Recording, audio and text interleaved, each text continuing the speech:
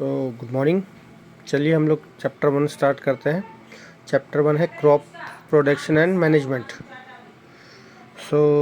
मैंने कुछ important points brief में इस चैप्टर के निकाले हैं ताकि ये पूरा चैप्टर कवर हो जाए, आपको भी अच्छे से समझ में आए। ठीक है।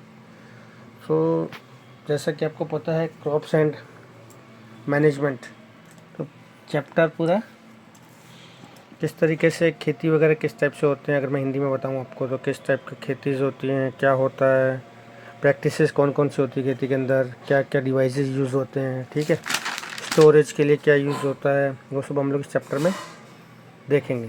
तो सबसे पहले crop. What is crop? Crop is nothing when plants of same kind, मतलब एक ही टाइप के plants cultivated at one place, एक ही जगह पे हम लोग एक साथ उगाते हैं on a large scale, it is called crop. तो क्रॉप बोलते हैं कि एक ही टाइप के प्लांट को हम लोग अगर लार्ज स्केल पर प्रोड्यूस कर रहे हैं किसी भी एक लोकेशन पे, तो वो क्रॉप कहलाता है। ठीक है। तो क्रॉप्स अभी दो टाइप के होते हैं, एक खरीफ क्रॉप्स होता है, दूसरा रबी क्रॉप्स होता है। खरीफ क्रॉप्स में क्या है कि आप देख सकते हैं, खरीफ क्रॉप्स मतलब वो जो है कि जो रेनी सीजन में उगाई जाती है उनको खरीफ क्रॉप्स बोलते हैं। मतलब डेफिनेशन के हिसाब से बस ये याद रखना है कि ये रेनी सीजन में ही उगती हैं, उनको क्या बोलते हैं हम लोग? खरीफ क्रॉप्स बोलते हैं।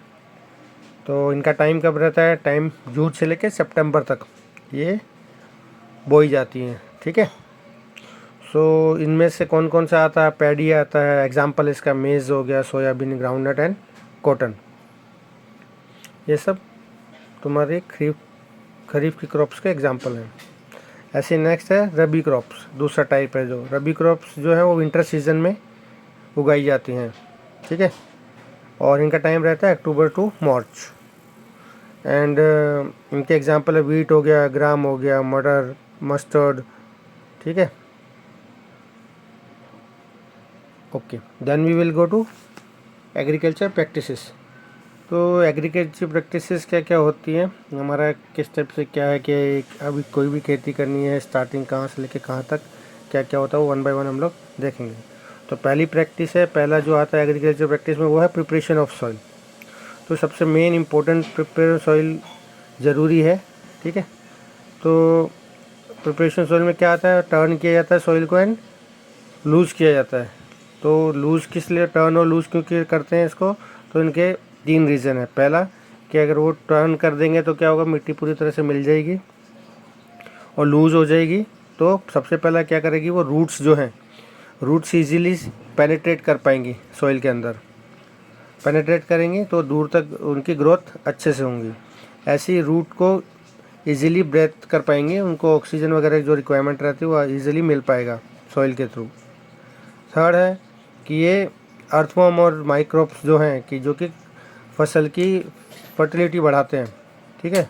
उनके लिए अगर वो लूज़ रहेगी सॉइल तो इजीली वो ग्रो कर पाएंगे इसमें, और वो हेल्प करते हैं जो तुम्हारे डेड प्लांट्स एंड एनिमल्स है उनको डिकम्पोज करने के लिए।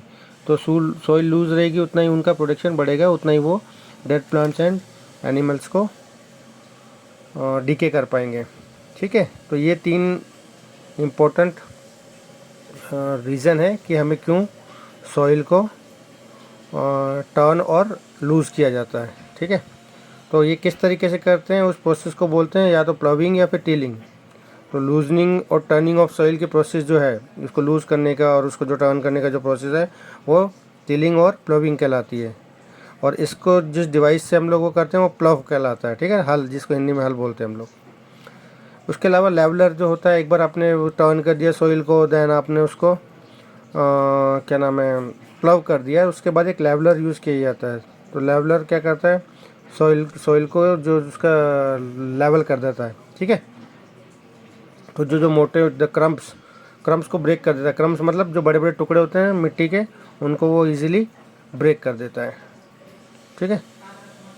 आई होप यहाँ तक आपको अच्छे से समझ में आया होगा। आगे के टॉपिक्स हम नेक्स्ट वीडियो में कवर करेंगे।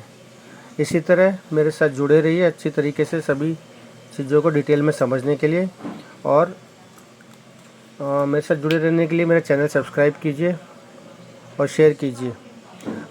अगर वीडियो आपको अच्छा लगा हो तो लाइक कीजिए। थैंक यू, आपका धन्यवाद।